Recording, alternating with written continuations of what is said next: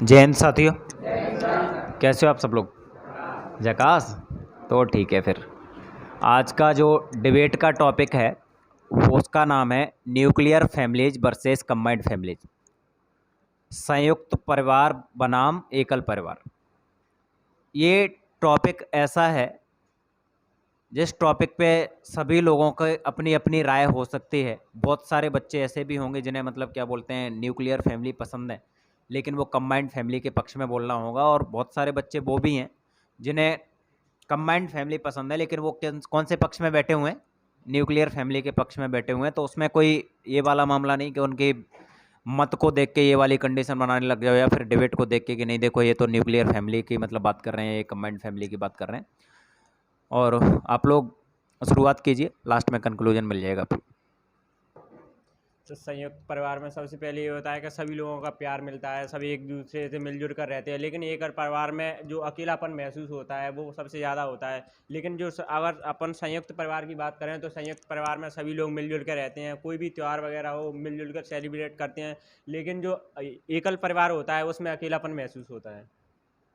परिवार में मतलब अकेलापन तो होता है, लेकिन इस महंगाई भरे टाइम को देखते हुए और जो लोगों की ज़रूरत है उसके हिसाब से अपनी निजी ज़रूरतों को पूरा करने के लिए एकल एकल परिवार मतलब ठीक है, क्योंकि उसमें अपने अपने हिसाब से अपनी निजी ज़रूरतें हैं उन्हें पूरा कर सकते हैं, जबकि संयुक्त परिवार में तो अपनी निजी ज़रूरतों को पूरा नहीं कर पाते हैं। जैसा कि इन्होंने कहा कि अपन जो एकल परिवार है उसमें अपनी निजी ज़रूरतों को उसको पूरा करते हैं। लेकिन मैं कहना चाहता हूँ कि जो संयुक्त परिवार होता है उसमें सभी का योगदान होता है कि किसकी क्या ज़रूरत है, उसको क्या चाहिए। किसी को पढ़ाना लिखाना है, उसको वहाँ पे पढ़ने लिखने के लिए भेजना है, किसी को काम करने के लिए भेजना है। तो सभी का योगदान रहता है कि सभी की ज़रूरतों को पूरा करना है। ऐसा नहीं है कि जो एकल परिवार में है उसी में अपनी निजी ज़रूरतों का पूरा किया जाता है। लेकिन संयुक्त परिवार में भी ऐसा होता है कि सभी की जो ज़रूरत है उस पर ध्यान दिया जाता है। लेकिन जो निजी जो एकल परिवार होता है उसमें जो निजी स्वार्थ रह जाता है। लेकिन संयुक्त परिवार में सभी सभी की भावनाओं को देखा जाता है कि किसको क्या ज़रूरत है। इन्होंने कहा कि संयुक्त परिवार में सभी की भावनाओं देखा जाता है, तो मतलब इनमें एक प्रमुख होता है, वही डिसाइड करता है क्या करना है क्या नहीं करना। हो सकता है उसमें किसी के 4 बेटे 4 के अलग मत हों, कि सभी के मत उसमें देखे जाते हैं। किसी कुछ इच्छाएं होती किसी कुछ इच्छाएं होती हैं। और पढ़ाने लिखाने की बात करें तो उसमें ऐसा होता है कि मतलब ऐसे कोई 4 लड़के हैं उनके, तो कोई एक अच्छा कमाने जा रहा है, उसकी वाइफ घर पर काम करे, हालांकि चारों बहू मतलब समान हाउस वाइफ है, लेकिन उसके बावजूद समान कार्य करने के बावजूद भी उसकी सासू माँ होती है ना, वो किसी एक को ज़्यादा हक दे देती है, जिससे उनमें मतलब असमानता जैसी भावना दिखती है। वो सोचती है कि हमारा पति बाहर कमा रहा है, हम घर पर काम कर रहे हैं, उसके बावजूद उन्हें मतलब घर पर सारा दिन काम करती रहती है, उसके बाद उन्हें वो हक नहीं मिलता है। और बराबरी की बात करें तो ऐसा कुछ नहीं, बराबरी हाँ देखी जाती है, लेकिन और किसी की इच्छा पूरी नहीं होती। पढ़ने लिखने की बात करें तो पढ़ने लिखने में कोई अच्छा पढ़ना चाहता है, अब घर में कोई एक कमाने वाला है और सबके बच्चे मतलब पढ़ने वाले हैं, लेकिन उसके बावजूद भी जो अच्छा पढ़ने वाला है उनमें से कोई बच्चा वो बाहर नहीं जा सकता, क्योंकि ज़रूरतें पूरी कैसे करेंगे। और कोई एक अच्छा पढ़ने वाला उसको बाहर भेजेंगे तो दूसरा बोलता है कि हम भी जाएंगे बाहर, हालांकि वो पढ़ नहीं रहा अच्छा, लेकिन उसके बावजूद भी मतलब उनमें क्या एक वो रहता है कि हमें बराबरी करनी है, करने लायक नहीं, फिर भी कहेंगे कि हमारा बच्चा बाहर नहीं भेज रहे, दूसरे को तुम बाहर भेज रहे हो। तो जो अच्छा करने वाला होता है ना उसकी भी इच्छा भी दब जाती है। क्या ये सही है? संयुक्त परिवार में परिवार के जो सदस्य होते हैं उनकी ज़रूरत के लिए एक या दो लोग जिम्मेदार होते हैं, और घर के मुखिया पर बहुत अधिक दबाव पड़ता है, और घर के मुखिया पर दबाव पड़ता है, जिससे घर के जो अन्य सदस्य होते हैं उनमें आत्मनिर्भर होने की भावना लगभग खत्म ही हो जाती है। लेकिन एकल परिवार में ऐसा नहीं होता है। वे लोग जब अपने माता पिता को काम पर जाते हुए देखते हैं तो उनके मन में भी आत्मनिर्भर होने की भावना विकसित होती है। जैसा कि इन्होंने कहा कि संयुक्त परिवार में एक घर का मुखिया होता है, वही डिसाइड करता है कि किसको क्या चाहिए। तो मैं इनसे कहना चाहता हूं कि अपन राज्य का मुख्यमंत्री क्यों चुनते हैं, क्योंकि कोई एक हो उसके जो सभी की वो देखभाल करे। और अगर संयुक्त परिवार में अगर एकल परिवार अपनी अपनी जो अपने अपने विचार होंगे, अगर सबके अपने अलग अलग विचार हैं तो वो संयुक्त कैसे रह पाएंगे। अगर कोई अपना राज्य मान लो उसमें सबके अलग अलग मत हैं तो फिर तो अब भेदभाव पैदा हो जाएगा एक दूसरे के बीच। लेकिन जो उनका मुखिया है वो उनको एक तरह से बांधे रखता है और उनकी जो विचारधारा है उनको एक तरीके से संयोजित रखता है। और जिसमें अगर संयुक्त परिवार में देखा जाए तो संयुक्त परिवार में जैसे इन्होंने कहा कि किसी के स्वार्थ को किसी की भावनाओं को दबा दिया जाता, तो ऐसा नहीं है। संयुक्त परिवार में जो काम करने लायक है उसे काम करने के लिए भेज दिया जाता है, और कोई कृषि करता है तो उसे कृषि के लिए भेज दिया जाता है, और कोई ऐसे पढ़ना चाहता है तो उसे पढ़ने के लिए भेज दिया जाता है।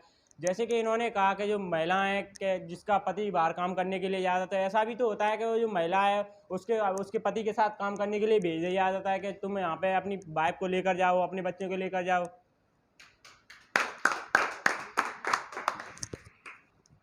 अगर बात शिक्षा की जाए तो शिक्षा के साथ साथ संस्कारों का होना भी जरूरी है, क्योंकि अगर व्यक्ति को संस्कार नहीं मिलेंगे तो वो हैवान बन जाता है। अगर संयुक्त फैमिली में अगर जो रहते हैं उनके बच्चे, उनको संस्कार, उनके माता पिता, दादा दादी, संपूर्ण परिवार, उनका जो एक्सपीरियंस होता है, जो ज़िंदगी की जो परिस्थितियों से जिस तरह से वो गुजरे हैं, उनका जो सारा जीवन की उनकी जो समस्याओं से लड़ने की जो क्षमताएँ होती हैं वो अपने बच्चों को पहले इस तरीके से सिखाते जाते हैं। बल्कि एकल फैमिली में तो व्यक्ति के पास समय ही नहीं रहता, तो वो संस्कारों की तो कोई ऑप्शन ही नहीं है उधर।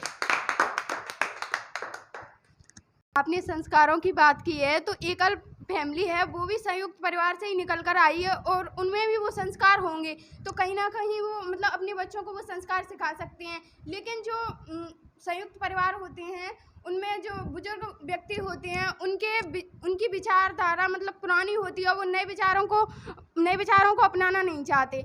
लेकिन जो एकल परिवार होता है वो नए विचारों पर चलना चाहता है, वो नई विचारधारा के साथ आगे बढ़ना चाहता है। और संयुक्त परिवार होता है उसमें ज़्यादा व्यक्ति होते हैं तो बच्चों की शिक्षा पर भी मतलब ज़्यादा ध्यान नहीं दिया जाता है।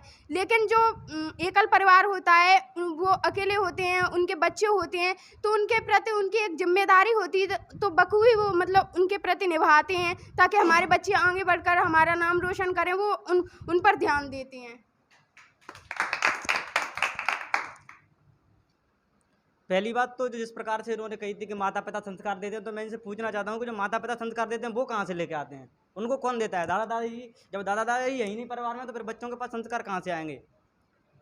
एक चीज़ और, जो शिक्षा की बात की तो मैं कहता हूँ जो संयुक्त फैमिली होती है उसमें जो शिक्षा हो या कोई भी कार्य हो उनकी योग्यता और क्षमता के अनुसार उनको बांट दिया जाता है। अगर कोई व्यक्ति पढ़ने वाला है तो उसको पढ़ने के लिए भेजते हैं वो लोग। अगर उनको पता है कोई व्यक्ति पढ़ने वाला है ही नहीं, कोई भी स्टूडेंट, तो वो क्या करेंगे? उस पर काम ही करवाएंगे। ये भी ज़रूरी है। संयुक्त परिवार होता है उसमें ऐसे कुछ विकट परिस्थितियाँ आती हैं, उसमें बड़े ज़्यादा लोग रहते हैं और बड़े बुजुर्ग रहते हैं, वो अपना एक्सपीरियंस देते हैं तो किसी भी समस्या का हल कर सकते हैं। संयुक्त परिवार में जो बड़े बुजुर्ग लोग होते हैं वो रूढ़िवादी होते हैं और नई विचारधाराओं को अपनाते नहीं हैं, और एकल परिवार में सब नई विचारधाराओं को अपनाते हैं और आगे बढ़ते हैं। संयुक्त परिवार में महिला को घरेलू काम करने दिया जाता है बस, और आगे नहीं बढ़ पाती महिला, अपने लिए टाइम नहीं निकाल पाती हैं संयुक्त परिवार में। और ये कहावत जो आपने सुनी होगी, छोटा परिवार सुखी परिवार, वो एकल परिवार के लिए अच्छा उदाहरण है। परिवार में जो लोग बड़े बुजुर्ग होते हैं वो बहुत ही रूढ़िवादी किस्म के होते हैं, जहां आज भी महिलाओं को पुरुषों के सापेक्ष तुच्छ समझा जाता है। जितना हर्षोल्लास वो लोग लड़के के जन्म पर मनाते हैं उतना लड़कियों के जन्म पर नहीं मनाते हैं। महिलाओं को समाज में बाहर जाकर काम करने की इजाज़त नहीं होती, उन्हें बस पर्दे के पीछे रहना पड़ता है और घरेलू काम करने की इजाज़त होती है घर की चार दीवारी में। जैसा कि इन्होंने कहा था कि विकट परिस्थिति में मतलब सब लोग साथ दे देते हैं संयुक्त परिवार में, तो संयुक्त परिवार की विकट जरूरी है कि मतलब एक भाई और कोई ताऊ चाहे वही साथ दें। सर का एक्सीडेंट हुआ तो उस टाइम पर हेमंत सर ने उनका साथ दिया, तो क्या उनके भाई थे? वो एक दोस्त थे, तो हो सकता है दोस्त भी अच्छा साथ दे। तो दोस्त कोई घर का तो है नहीं, वही मतलब अपने बाहर अपन अच्छे रिलेशन बनाए इस वजह दोस्त बना था, तो वो साथ जरूरी नहीं है कि भाई उसका साथ दे। और हो सकता है घर के लोग ही मतलब किसी सामने वाले को हो सकता है भाई को मरवा देता है, इसमें साथ देने की संयुक्त परिवार में क्या बात आ गई? जैसे कि रावण को उसके भीषण उसके भाई ने ही उसको मरवाया था, तो इसमें संयुक्त परिवार हुआ था, उस टाइम उसने साथ क्यों नहीं दिया था? फिर उसका तो जरूरी नहीं संयुक्त परिवार साथ दे, उसमें कुछ अपना अच्छे रिलेशन होते हैं वही साथ देते हैं। हम एकल परिवार में देखे हैं तो जो परिवार नियोजन कार्यक्रम है वो हमें एकल परिवार में ही सफल होता हुआ नज़र आ रहा है, क्योंकि उन पर जो एकल परिवार है उन पर जिम्मेदारियां ज़्यादा रहती हैं, इसीलिए वो बच्चों उतने ही बच्चे करने की सोचते हैं जिनकी जिम्मेदारी वो खुद उठा सकें। जैसा कि इन्होंने अभी विभीषण का एग्जाम्पल दिया तो मैं इनसे कहना चाहता हूँ कि अगर एकल परिवार होगा तो उसमें किसी की उम्मीद नहीं रहती, लेकिन अगर संयुक्त परिवार में होगा उसमें एक भाई की उम्मीद रहती है कि वो हमारा साथ दे, कोई नहीं साथ देगा लेकिन वो हमारा साथ देगा। ऐसे परिवार भी होते हैं जिसमें आपने विभीषण का एग्जाम्पल दिया था वो गलत भी हो गया था, लेकिन सभी को हम इस तरह गलत नहीं कह सकते, लेकिन अगर कोई भी संकट आता है उसमें भाई भाई का सहयोग जरूर करता है। और जैसे इन्होंने अभी दोस्त का एग्जांपल दिया था कि जो दोस्त होता है, लेकिन मैं आपसे कहना चाहता हूँ कि इस तरह के दोस्त लाखों में एक आध मिल जाए तो वो बहुत बड़ी बात होगी, लेकिन आजकल के जो दोस्त होते हैं जो दिखावा होता है, जो एकल परिवार में होते हैं, जो लोगों के अपने संबंध बना लिए किसी से, वो सिर्फ आपको भ्रमित करते हैं। जब तक वो आपके साथ हैं, जब तक उन्हें कुछ आपसे फ़ायदा मिल सकता है वो आप स्वार्थ, लेकिन जो संयुक्त परिवार में होता है वो अपने स्वार्थ की वजह से सभी के साथ नहीं रहते, वो एक भावनाओं से जुड़े रहते हैं। जैसा इन्होंने बोला कि विभीषण ने भाई का सहयोग नहीं दिया, तो मैं एक और भाई उसका याद दिलाना चाहता हूँ, जैसे कुंभकर्ण।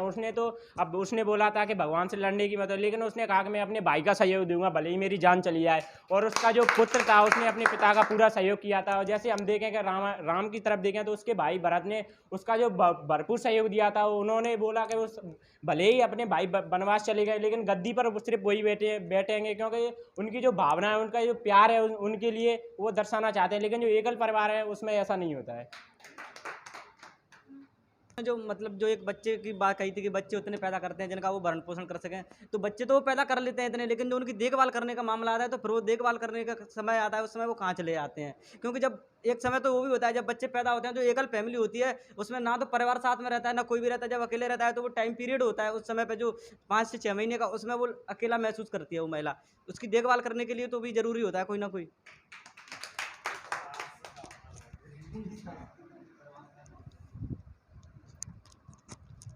आपने बच्चों की बात की है, तो अगर एकल परिवार में इतनी ही परेशानियां होती तो जो मतलब आज चलन चल गया है एकल परिवार का वो इतना नहीं होता। और हम बात करें तो आज के टाइम की, तो आज भाई भाई का दुश्मन बन बैठा है। परिवार में, संयुक्त परिवार में इतने लड़ाई झगड़े, कोई ज़मीन को लेकर लड़ाई लड़ रहा है, कोई किसी चीज़ को लेकर लड़ाई लड़ रहा है। वो मतलब उनके आर्थिक रूप से संयुक्त परिवार में वो 2 लोगों पर, 1 या 2 लोगों पर बोझ होता है, तो मतलब और लोग होते हैं वो आर्थिक रूप से स्वावलंबी नहीं हो पाते हैं, जिससे वे जिम्मेदारियां भी नहीं उठा पाते हैं ठीक तरीके से। कंबाइंड फैमिली बहुत अच्छी होती है क्योंकि उसमें सभी लोग साथ होते हैं और किसी भी कार्य को करते हैं तो उसमें कम समय लगता है। और अरे एक व्यक्ति होगा तो वो काम में आलस होता है उसे, वो सोचता है मेरे साथ मेरे भाई होते तो मुझे अच्छा लगता और खुशहाली से अपना जीवन व्यतीत करते। जिस प्रकार से इन्होंने जो लड़ाई झगड़ों की बात की, तो मैं इन लोगों को बताना चाहता हूँ एक घर में अगर 4 बर्तन हैं तो वो आपस में खटकेंगे ज़रूर, लेकिन ये ज़रूरी नहीं है कि वो बिखर जाएंगे। क्योंकि जब उनका लड़ाई झगड़ा होता है तो उसको शांति भी, जब परिवार के लोग साथ में रहते हैं तो उसको आसानी से सॉल्व कर लिया जाता है। और एक चीज़ और, अगर जब ये मान लो कि एक परिवार मतलब संयुक्त परिवार में वो मुट्ठी की तरह है, उसको तोड़ना इतना आसान नहीं है जितना एक उंगली को तोड़ना है। अगर कोई भी, चाहे वो बात समस्या की हो, चाहे लड़ाई झगड़े किसी भी परिस्थिति में आ जाए, अगर परिवार साथ है तो आप आसानी से लड़ सकते हो। अगर अकेले हो तो अकेले की हालत तो वही है, एक चींटी के समान। लेकिन आज समाज में जो पहचान बनाने का आधार है वो पैसा बन चुका है, और पैसे कमाने हैं तो परिवार से दूर तो जाना पड़ेगा, और परिवार से दूर जाना पड़ेगा तो हम संयुक्त परिवार के साथ तो नहीं रह सकते। एकल परिवार बनना उसके लिए बहुत ही ज़रूरी है।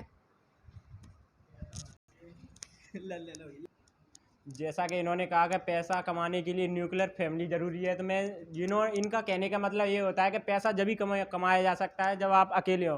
तो मैं इनसे कहना चाहता हूँ कि संयुक्त परिवार का पैसे नहीं कमाते, उसमें भी सभी लोग पैसे कमाते हैं, सभी अपने अपने तरीके से पैसे कमाते हैं। लेकिन जो संयुक्त परिवार में होता है उसमें सिर्फ एक ही पैसा कमाता है। वो एकल परिवार में होता है वो एक ही पैसा कमाता है, लेकिन संयुक्त परिवार में होते हैं सभी लोग पैसा कमाते हैं। और एकल परिवार का जो खर्चा है वो बहुत ज़्यादा होता है, लेकिन संयुक्त परिवार में जो होता है वो खर्चे का पता ही नहीं चलता कि खर्चा कहाँ क्या खर्चा हो रहा है। कहीं पे लेकिन जो एकल परिवार होता है उसमें एक एक रुपये को गिना जाता है कि कौन सा पैसा कहाँ पे जा रहा है, और एक एक रुपये के लिए अपन मजबूर हो जाते हैं। लेकिन संयुक्त परिवार में ऐसा नहीं होता। संयुक्त परिवार में एक भाई है, उसने खर्चा दे दिया, दूसरा भाई है, सब मिलजुल कर खर्चा उठाते हैं। लेकिन जो एकल परिवार में है, जो एक ही पर जो खर्चा बोझ बन जाता है और एक चिड़चिड़ापन जैसा बढ़ जाता है। उन्हें अपने जो 2 बच्चे हैं और एक बाप है, वो भी अपने ऊपर बोझ लगने लगते हैं कि हमारे पास नहीं होती तो मैं अकेला खुश होता।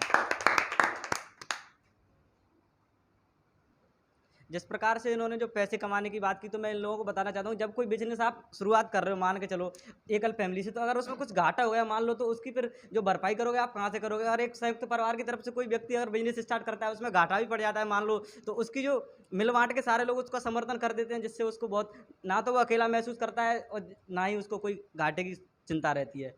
ये चिंता कहीं ना कहीं आगे चल करके उसको इतना सताती है जिससे वो डिप्रेशन में चला जाता है, क्योंकि डिप्रेशन को उसको बांटने के लिए उसके पास लोग तो है नहीं जिससे वो अपना दर्द बयां कर सके, बल्कि संयुक्त फैमिली में सारे लोगों को बताता है, उसका दर्द मिल बांट के लोग अपने ऊपर ले लेते हैं और उसको महसूस नहीं होने देते हैं। एकल परिवार में ज़्यादा संयुक्त परिवार में ज़्यादा लोग होते हैं, जिससे मतलब महिलाओं की भूमिका है उन्हें दबा दिया जाता है। जबकि एकल परिवार होते हैं, उनमें जो व्यक्ति होते हैं दो, वो अपनी मतलब जिम्मेदारियों को अच्छी तरह से समझते हैं और दोनों मिलकर कार्य करते हैं। और जो संयुक्त परिवार होता है, उसमें अगर कोई महत्वपूर्ण निर्णय हो और वो निर्णय लेने हो, तो वो 2-4 व्यक्ति उस पर आपस में विचार विमर्श करेंगे और बहुत समय बाद उस पर निर्णय लेंगे। हालांकि वो निर्णय सही भी हो सकता है और गलत भी हो सकता है, मैं इस बारे में बात नहीं कर रही हूँ। लेकिन महत्वपूर्ण निर्णय है वो मतलब लेट हो जाते हैं लेने में। लेकिन जो एकल परिवार है, उसमें निर्णय लेने में शीघ्रता होती है।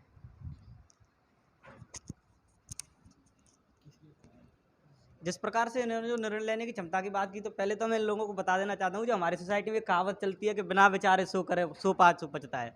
जो सोच विचार कर आप अगर किसी कार्य को करते हो, तो उसमें जो नुकसान की संभावना होती है वो बिल्कुल भी नहीं रहती, क्योंकि जो 4 लोग हैं उनका अलग अलग एक्सपीरियंस रहता है, अलग अलग सुझाव रहते हैं, जिससे जो आपको कहीं ना कहीं जो मतलब नीचे गिरने का जो समस्या होती है, आप उनसे पहले से ही परिचित हो जाते हो। और जो फिर आप जब उस किसी चीज़ की शुरुआत करते हो, तो आपकी नींव इतनी मजबूत हो जाती है कि उसका गिरना नामुमकिन है।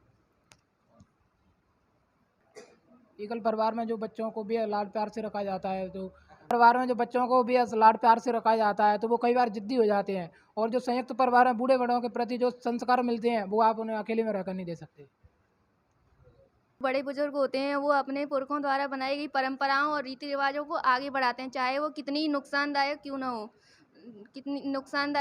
लेकिन आज समय बदल चुका है, काफ़ी हद तक ऐसी परंपराओं और रीति रिवाजों को समाप्त किया जा चुका है। लेकिन संयुक्त परिवार के लिए ये रीति रिवाज परंपराएं वही उनको ही वो सर्वोपरि मानते हैं, जिससे बाल विवाह जैसी समस्याएं आगे आती हैं। संयुक्त परिवार में देखा जाए तो हर परेशानी का समाधान किया जा सकता है। संयुक्त परिवार में 4 लोगों की राय ली जाती है, और संयुक्त परिवार में पैसे कमाने जाते हैं तो 4 लोग जाते हैं, वो पैसा इकट्ठा देखने लगता है। एकल फैमिली में एकल फैमिली वाला अपना खर्चा नहीं उठा पाता है, बच्चे को पढ़ा नहीं पाता है। यह सख्त पर बात की जाए तो किसी औरत का पति मर जाए तो उसको साथ देने वाले सख्त परिवार के लोग होते हैं। यदि एकल फैमिली में किसी औरत का पति मर जाए तो उसको कोई साथ नहीं देता है। एकल परिवार वाले लोग अकेलापन महसूस करते हैं, वो ऑनलाइन गेम में फंसे रहते हैं और समाज से दूरी बना लेते हैं। एकल परिवार वाले समाज से नहीं जुड़ पाते हैं और अपनी संस्कृति भूल जाते हैं।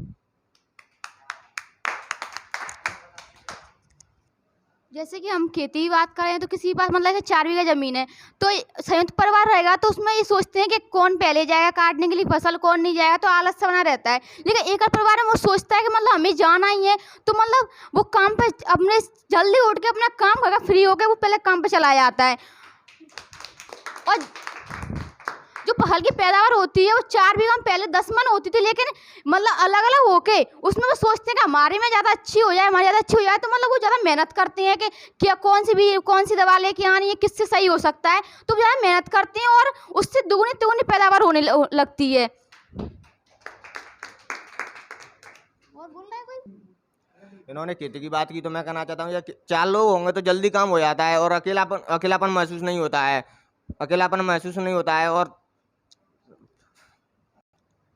अब मैं अंत में संयुक्त परिवार के बारे में बस इतना ही कहना चाहता हूँ कि संयुक्त परिवार है जो एक भावनाओं से जुड़ा हुआ परिवार होता है, लेकिन जो एकल परिवार होता है वो सिर्फ एक ही को देखता है। जो एक देखते हैं कि एक एकल परिवार में जो एक ही इंसान है वो रोबोट की तरह बनता जाता है, और जो भावनात्मक जुड़ाव होता है लोगों से उससे दूरियां बनती जाती हैं। और रही बच्चों की परवरिश की बात, तो बच्चों में अगर उसके पास खुद के लिए समय नहीं है तो बच्चों के लिए क्या समय देगा। लेकिन जो संयुक्त परिवार में होता है, जो लोग होते हैं वो बड़े जो युवा लोग होते हैं वो काम करने जाते हैं, लेकिन जो दादा दादी जो बुजुर्ग लोग होते हैं जो बच्चों की अच्छी परवरिश करते हैं। लेकिन जो एकल परिवार में होता है जो बच्चों को जैसे स्मार्टफोन पकड़ा दिया है, वो ऑनलाइन गेमिंग जैसी समस्याएं क्यों आती हैं, जो बच्चे आत्महत्या करते हैं क्योंकि ऑनलाइन गेमिंग की वजह से। जो एकल परिवार की जो समस्या है उसी एकल परिवार में ही होता है ऐसा, लेकिन संयुक्त परिवार में ऐसा होता नहीं है। क्योंकि अगर कोई बच्चा कोई गलत काम कर भी रहा है तो जो उसके अगर पापा मम्मी को वक्त नहीं मिला तो दादा दादी भी उसे डांट देते हैं। लेकिन जो एकल परिवार में मम्मी पापा के लिए खुद के लिए समय नहीं है, क्योंकि एकल परिवार में जो आर्थिक बोझ बहुत ज़्यादा रहता है।